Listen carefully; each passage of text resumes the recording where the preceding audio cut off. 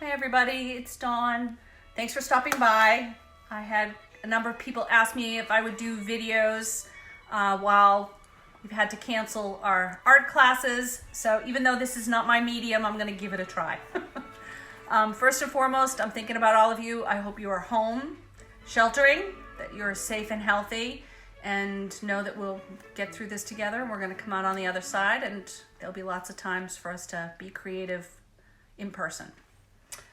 So I was thinking about, so somebody asked me, you do these? And I said, well, you know, there's lots of videos out there, but what can I do that would be a little different? And I thought about all the parents that are home right now with kids that don't have art supplies. So those art videos are great, but they don't help if you don't have paintbrushes and canvas and paint. So I came up with a little something, and I'm gonna share it with you, and hopefully you and your kids will have a little fun doing it. It's all with household items. So first thing we need is, and I bet everybody has some of this stuff in their pantry, is food coloring. Didn't you buy this once for some project, maybe Christmas cookies, and now it's sitting in your pantry and you don't know what to do with it? Well, today we're gonna use it for painting. A little white glue, and you don't need white glue. If you have, you don't have white glue, you can use flour. That would work as well, just a little water. Now I'm using a little plastic palette, but I would recommend like either little plastic cups or little plastic bowls, something that you don't mind if this possibly stains, because obviously it's dye. Paper plates, you definitely need paper. You can't use the waxy kind or the any plastic version, styrofoam version, because the paint obviously won't stick. And the last thing you're gonna need is Q-tips. So I will say, first of all, thank you to Chris, my husband, who's behind the phone. Hello. Who's gonna be taking this video. This is not professional by any means, so please be kind with your comments. I also wanna warn you that there are 2 studio cats back here and 3 dogs, and I have no way to keep them under control. If they wanna come and visit, they're gonna come and visit. So let's get started. So I've already got some red, some blue. I mixed up some purple already. And here's the green. You need just a few drops of this. 1, 2, 3, 4 drops of the yellow. I'm going to add a little bit of this white glue. And again, if you don't have glue, use just a little bit of flour. You're just looking to thicken this up because it's really soupy. It's really liquidy, the food coloring, and you just don't want it to be too drippy. And then stir it up. And there we go. So that's what you're looking for. You're looking for the consistency so it's not dripping off your Q-tip, okay? Because as it is, you know, your kids are gonna get it on their hands, and so you're trying to keep your kitchen from getting food coloring all over it. So we're gonna do some flowers. Obviously, once I, show you how to do some of this stuff, you and your kids can have a blast with, making sunshines up in the corner, or little cabins in the woods, or trees, and all that kinds of little animals. They want to make up dinosaurs, things like that. Let them have some fun. So the first thing I'm going to do is I'm going to do a couple of purple hyacinths. Then we're going to do some cone flowers, and we're going to do some grass. Okay. So let's get started. So with my Q-tip, I'm going to start off with my purple. And I'm basically, to make these hyacinth, you're making a pyramid. So you're starting off with 1 little dot up here, then you're doing 2 dots, then 3 dots, and then 4 or 5, and now there's kind of no rhyme, no reason to them, but you're just making them so that they come down in a nice kind of triangular, pyramid-y kind of shape.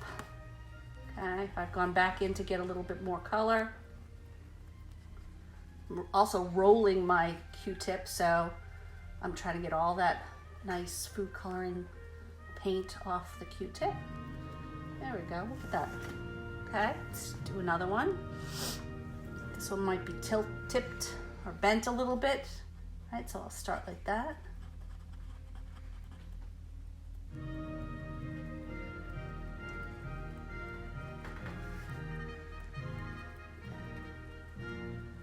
Look at that, I only got one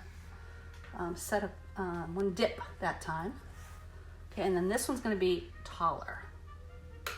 Okay, Notice I'm shaking my Q-tip off a little bit or rolling it a little bit before I grab it.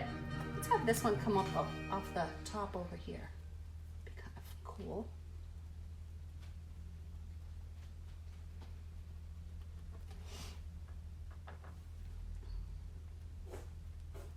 That's kind of neat.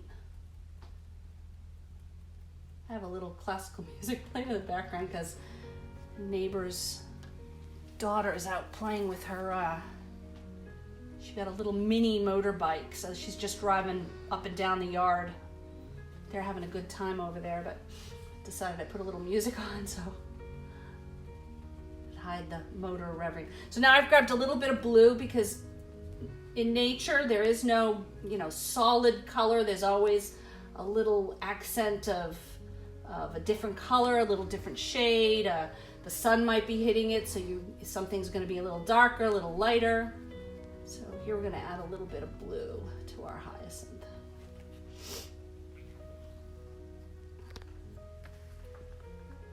You're not filling in. Notice I've still left some of the white plate showing through because maybe that's a little accent of white here and there. I grab a little red too. And again, maybe just a little red here and there.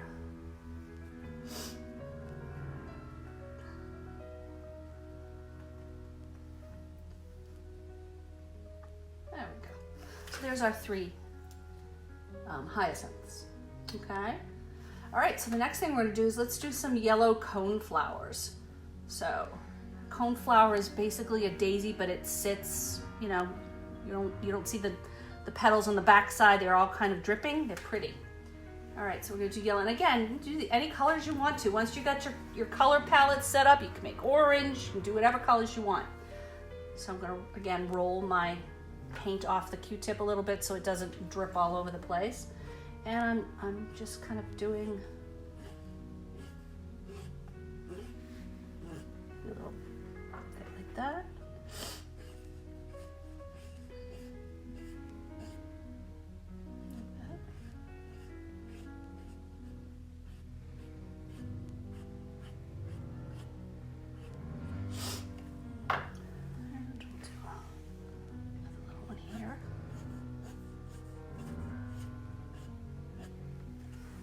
I think 3's good. All right.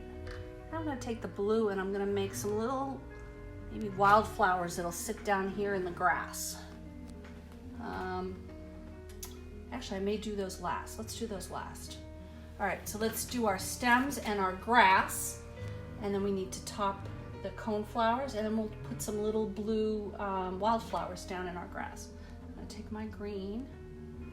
And lightly, because I don't want really thick stems, I'm just going to do little stems here.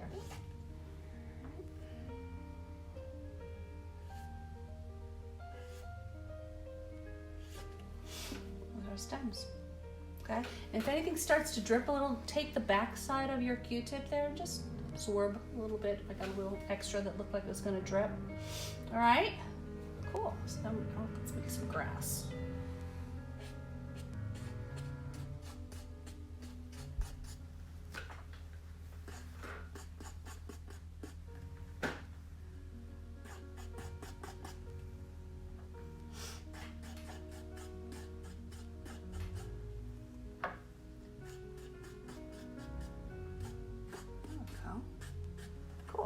I will grab my yellow because I'm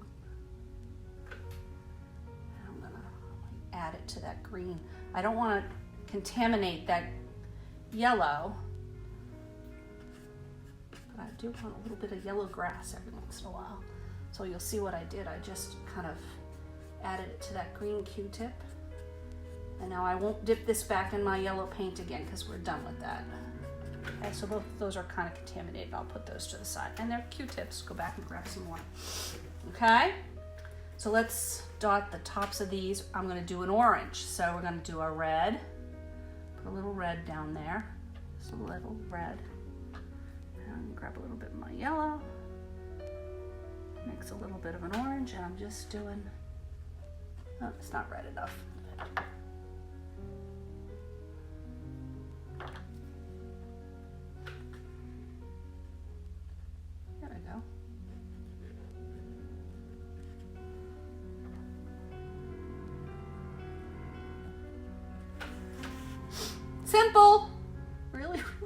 simple. All right, little blue wildflowers every once in a while. Now these are 5 petals, so it's 5 dots. 1, 2, 3, 4, 5. 1, 2, 3, 4, 5. 1, 2, 5. You'll see I'm leaving the center open because I'm going to put a little center to each flower. Okay, what do we think? A couple over here.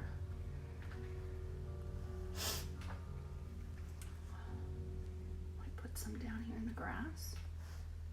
All right, maybe one over here. What do you think?